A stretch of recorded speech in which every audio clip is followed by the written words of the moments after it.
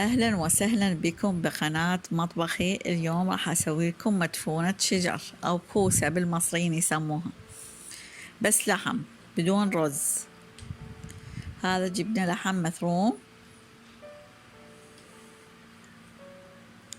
وثرمنا وياه رأس بصل وكم سن أو كم فص ثوم، طماطة ثرمناها ناعم 2.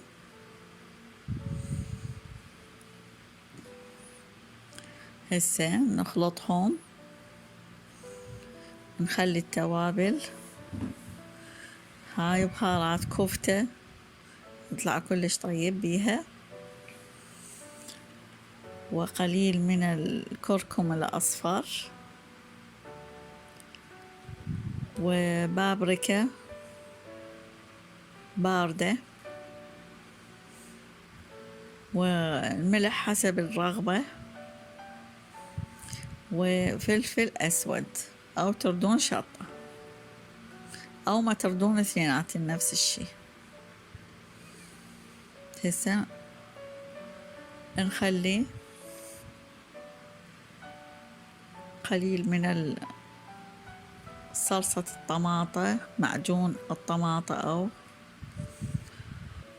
نخلطهم جيدا.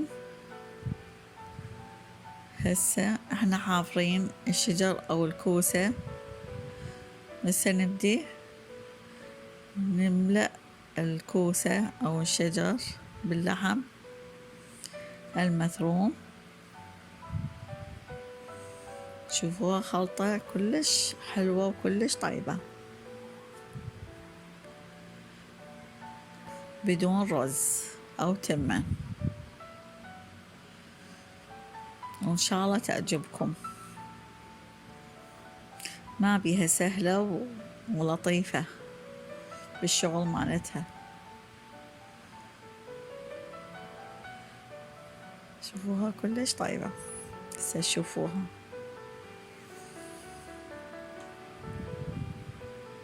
سووها كفتة بالشجار أو محشي الشجر. هسه نخلي قليل من الزبد،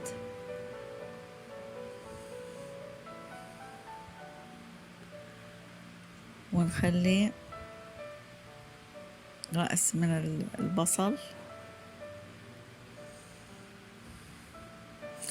خلي شوية يذبل، نخلي له بقية الشجر. حفرناه الشجر هذا راح نحمسه مع البصل. هذا بقية الشجر أو الكوسة إلى أن يذبل، نتركه شوية يذبل. هنا ذبل، راح نجيب له طماطة مثرومة أو طماطم، شوية تذبل.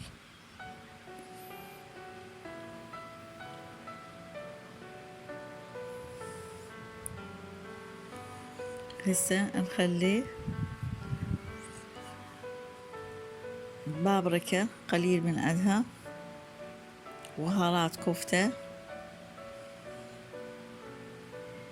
نخلي فلفل أسود،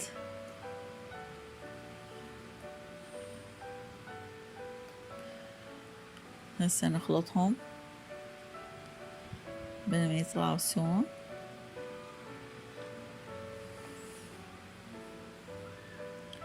هسه راح نخلي الكوسة أو الشجر راح نسميه،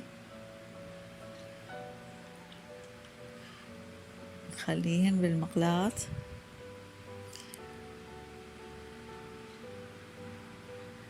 أو الجدر، كيفكم وراحتكم، وين تخلون خلوهن. أنا خليت بالمقلاة لأنه قليلات. نخلي باقلاء، ما عندي خضراء عندي مجففة خالتها بالفريزر، براحتكم تردون ما تخلوها براحتكم. هسه خليها شوية يذبل الشجر هنا، راح نضيف له الماء على مود الباقلاء تستوي، الشجر يستوي. ضفنا احنا فلفل اسود على الشجر، راح نضيف له بعد مي لانه تماسك اللحم بعد ما يطلع من الشجر. هسه خلي يفور براحته او يغلي براحته. هنا استوت الباقلاء، استوى الشجر او الكوسة. نضيف له قليل من الملح حسب الرغبة، نضيف له صلصة المعجون،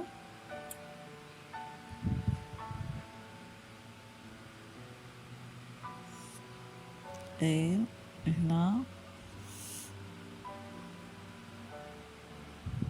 هسه يغلي غلوتين او 3 وخليه يتهدر على نار هادئة.